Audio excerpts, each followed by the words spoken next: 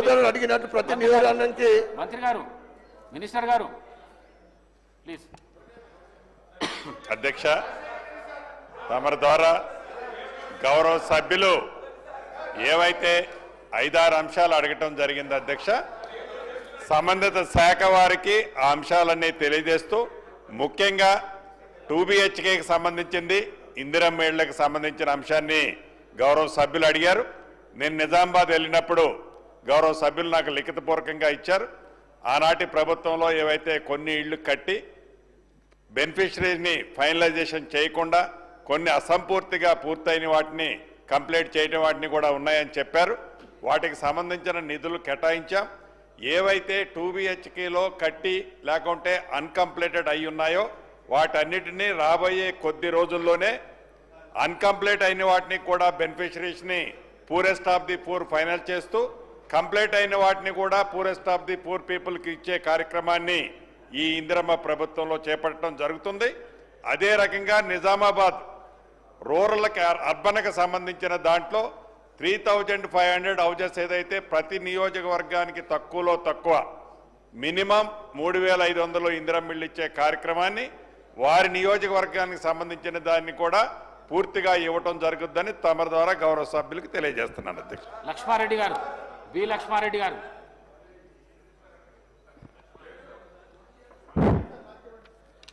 అధ్యక్ష,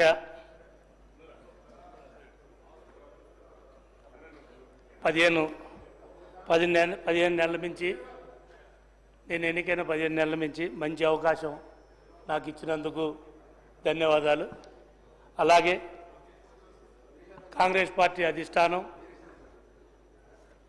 ముఖ్యమంత్రి రేవంత్ రెడ్డి గారు, పెద్దలు జానారెడ్డి గారు, ఉత్తమ్ కుమార్ రెడ్డి గారు, కోమటిరెడ్డి వెంకటరెడ్డి గారు, డిప్యూటీ సీఎం గారు అందరూ ప్రజాపాలనలో భాగంగా ప్రజలకు సేవ అందించే విధంగా నాకు ఈ అవకాశం ఇచ్చినందుకు పేరు పేరున ప్రత్యేక ధన్యవాదాలు తెలుపుతూ, అలాగే మా మిర్యాలగూడ నియోజకవర్గ ప్రజలు, కాంగ్రెస్ పార్టీ కార్యకర్తలు మరియు BLR బ్రదర్స్ అందరూ కలిసి నాకు ఈ అవకాశం ఇప్పించి ఏదైతే అసెంబ్లీకి పంపించి నన్ను మిర్యాలగూడ కాన్స్టిట్యూషన్లో ఉన్న డెవలప్మెంట్స్ కానీ వాటికి పరిష్కరించే విధంగా నన్ను ఎన్నుకున్నందుకు ప్రత్యేక పాదాభివందనాలు మా మిర్యాలగూడ నియోజకవర్గ ప్రజలకు తెలియజేస్తూ, అలాగే అధ్యక్ష, మిర్యాలగూడ ఏరియా హాస్పిటల్ 80% బిల్డింగ్ అయింది. దాని 20% ప్లస్ దానికి కావాల్సిన మౌలిక సదుపాయాలు తమరి ద్వారా హెల్త్ మినిస్టర్ గారికి తెలియజేయడం అవుతుంది. అలాగే అధ్యక్ష, మిర్యాలగూడ మున్సిపాలిటీ గ్రేడ్ 1 ఉంది, అది స్పెషల్ గ్రేడ్ చేయాల్సిన బాధ్యత ఉంది. ఎందుకనగా ఇదివరకు ఏదైతే 80,000 90,000 ఉన్నారో ఈరోజు 1,50,000 జనాభా ఉంది. దానికి తోడు కమర్షియల్ ఏరియా పూర్తిగా కమర్షియల్ రైస్ మిల్స్ ఉన్నాయి కాబట్టి దాన్ని స్పెషల్ గ్రేడ్గా చేయవలసిందిగా కోరుతూ, అలాగే అధ్యక్ష, రైస్ మిల్స్ మాకు ఎక్కువ ఉన్నాయి కాబట్టి కరెంటు ప్రాబ్లం పొద్దుకులు వస్తుంది. తమరి ద్వారా మన డిప్యూటీ సీఎం గారికి, హెల్త్ మినిస్టర్ గారికి కరెంటు పోకుండా కరెంటుకి సంబంధించిన అధికారులకి తెలియజేసి ఎక్కడ ఎలాంటి ఇబ్బంది లేకుండా చూడవలసిందిగా కోరుతూ, అలాగే అధ్యక్ష, హెల్త్ మినిస్టర్ గారికి, అది మన శ్రీనివాసరెడ్డి గారికి గిరిజన ఇళ్ళు అంటే మాకు దగ్గర దామర్చర్ల, అడవిదేవరపల్లి కలిపి గిరిజనులు 37,000 మంది ఉన్నారు. వాళ్ళకి ప్రత్యేకంగా ఇందిరమ్మ ఇళ్ళు ప్రత్యేక ప్యాకేజీలు ఇవ్వవలసిందిగా కోరుతూ, అలాగే రైతులకి వాటర్ ప్రాబ్లం ఉంది అధ్యక్ష. ఏప్రిల్ 15వ తారీఖు దాకా గౌరవ మన మినిస్టర్ ఉత్తమ్ కుమార్ రెడ్డి గారికి తెలియజేస్తూ, అలాగే దామర్చర్ల, అడవిదేవరపల్లిలో గత 10 సంవత్సరాలు అంటే కాంగ్రెస్ ప్రభుత్వం ఉన్నప్పుడు రాజశేఖర రెడ్డి గారి హయాంలో ఉడా పట్టాలకి, ఎసెండ్ భూములకి, గవర్నమెంట్ ల్యాండ్స్కి పట్టాలు ఇచ్చారు తప్ప రెగ్యులరేషన్ కాలేదు అధ్యక్ష. వాటిని గత ప్రభుత్వంలో ఉన్న వాళ్ళు ధరణిలో పెట్టుకొని వాళ్ళ పార్టీ వాళ్ళకి ఇచ్చుకున్నారు తప్ప మిగతా వాళ్ళకి ఎవరికి ఇవ్వకుండా, కనీసం ఇప్పుడు భూమాత వస్తుంది కాబట్టి సంబంధిత మినిస్టర్ గారికి తెలియజేసి అక్కడ అడవిదేవరపల్లి, దామర్చల్లో ఉన్న ల్యాండ్స్ అన్నిటికీ రెగ్యులైజేషన్ చేయవలసిందిగా కోరుతూ, అలాగే అధ్యక్ష, దామర్చల్ల, అడవిదేవరపల్లిలో మాకు కృష్ణానది పక్కన ఉన్నా కానీ నది పక్కన ఉన్నా కానీ వాటర్ ప్రాబ్లం ఎక్కువ ఉంది అధ్యక్ష. అది కూడా తమకు తెలియజేయడం అవుతుంది. మాకు దేవస్థానం అంటే వాడపల్లి దేవస్థానం పుణ్యక్షేత్రం ఉంది అధ్యక్ష. దానికి ప్రతి ఒక్కళ్ళు వచ్చి అక్కడ తల్లిదండ్రులు చనిపోయిన వాళ్ళందరూ అక్కడ వచ్చి కర్మకాండాలు చేసుకుంటారు అధ్యక్ష. చాలా పుణ్యక్షేత్రం అధ్యక్ష. అది రెండు తెలుగు రాష్ట్రాలకు ఉపయోగపడుతుంది.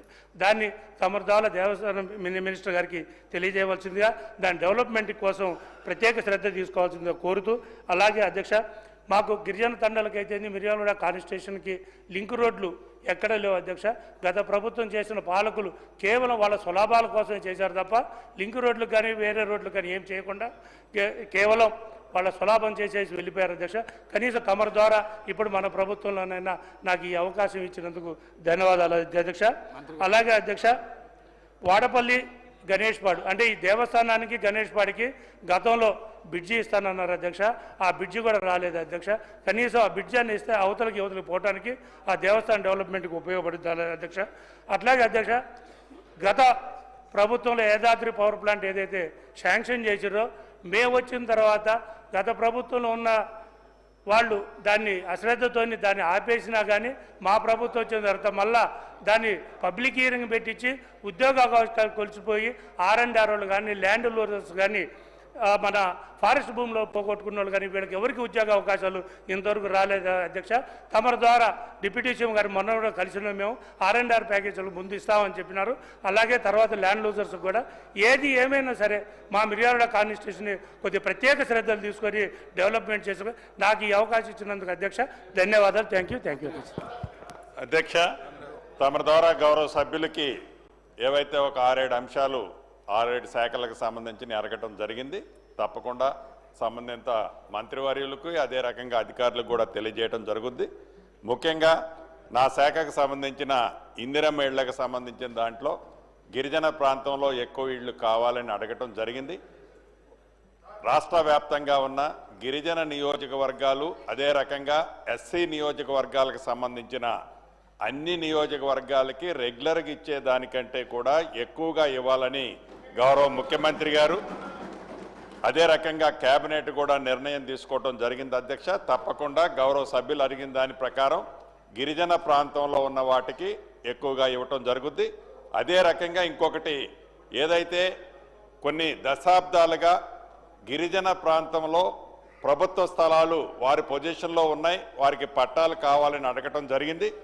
తిరుమలగిరి నాగార్జున సాగర్ నియోజకవర్గంలోని తిరుమలగిరి మండలాన్ని ఒక మోడల్ పైలట్ ప్రాజెక్టుగా అక్కడ ఒక 18 గ్రామాలను సేకరించి మాజీ మంత్రివర్యులు పెద్దలు జానారెడ్డి గారి సూచనల మేరకు స్థానిక అక్కడ శాసనసభ్యులు గారి కోరిక మేరకు దాన్ని పైలట్ ప్రాజెక్టుగా టేక్అవుట్ చేసి ఇప్పటికే యుద్ధ ప్రాతిపదిక మీద ఒక మోడల్గా ఆ మండలాన్ని తిరుమలగిరి మండలంలో ఆ 18 గ్రామాలను చేయడం జరుగుద్ది.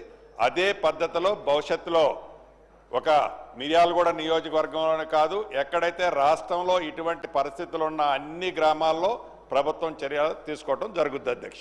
Thank you. మల్లారెడ్డి రంగారెడ్డి గారు. ధన్యవాదాలు అధ్యక్ష. అధ్యక్ష ఇబ్రాహీంపట్నంలో ఉన్నటువంటి ప్రభుత్వ హాస్పిటల్ అధ్యక్ష గడిచిన ప్రభుత్వంలో మహిళలను కుటుంబ నియంత్రణ ఆపరేషన్లను కింద నేల మీద పడుకోబెట్టి ఆపరేషన్లు చేసినటువంటి దుస్థితి ఇబ్రాహీంపట్నంలో ఉండే అధ్యక్ష. నేను మంత్రి గారి దృష్టికి తీసుకెళ్ళిన ఈ పరిస్థితిని మార్చకపోతే చాలా ఇబ్బందిగా ఉంది. అక్కడ మనమే అక్కడ పోయినాం. అప్పుడు ఉన్నటువంటి ప్రభుత్వం చేయలేదు, ఇప్పుడు చేయాలని మంత్రి గారికి చెప్పినప్పుడు మరి నిధులు మరి ఉన్నాయో లేదో నాకు తెలియదు, టైం పడుతుందని చెప్పిండు. అందుకే వెంటనే ఆ హాస్పిటల్లో ఆ రోజు ఇప్పటి ముఖ్యమంత్రి అప్పటి పిసిసి అధ్యక్షులు కూడా ఆ రోజు వాళ్ళని పరామర్శించడానికి వచ్చినారు. ఆ రోజే చెప్పినాం అధ్యక్ష, మనం రంగారెడ్డి జిల్లాలో ఉమ్మడి రాష్ట్రంలో మీరు మంత్రిగా ఉన్నారు, కానీ ఉన్న డబ్బులన్నీ మన దగ్గరే ఉన్నాయి. రంగారెడ్డి జిల్లాలో ఉన్న భూములన్నీ ప్రైవేటు వ్యక్తులకు అప్పజెప్పినారు. అందులో మీకు ఉదాహరణ చెప్తా అధ్యక్ష, 300 సర్వే నెంబర్ కొంగర కలాన్ కరెక్ట్గా రంగారెడ్డి జిల్లా కలెక్టరేట్ ముందు 2.5 సంవత్సరాల క్రితం ఒక ప్రైవేటు వ్యక్తికి, అందులో ఉండే ఒక శాసన సభ్యునికి సంబంధించి 300 ఎకరాల 300 సర్వే నెంబర్ను 95 ఎకరాల అధ్యక్ష, దాదాపు 2,000 కోట్ల రూపాయలను దారాదత్తం చేసిండ్రు. కానీ రంగారెడ్డి జిల్లా దీపం కింద చీకటిలాగా వచ్చే డబ్బంతా రంగారెడ్డి జిల్లాలోనే వస్తుంది, కానీ రంగారెడ్డి జిల్లాకు అన్యాయం జరుగుతుంది. ఆ రోజున్న మంత్రులు మాట్లాడలేదు. ఆ రోజు 3 మంత్రులు రంగారెడ్డి జిల్లాలో ఒక్కరోజు కూడా మాట్లాడకుండా జిల్లా భూములు అమ్ముతుంటే అడగలేదు, జిల్లాలో ఉండేటువంటి అభివృద్ధిని అడగలేదు.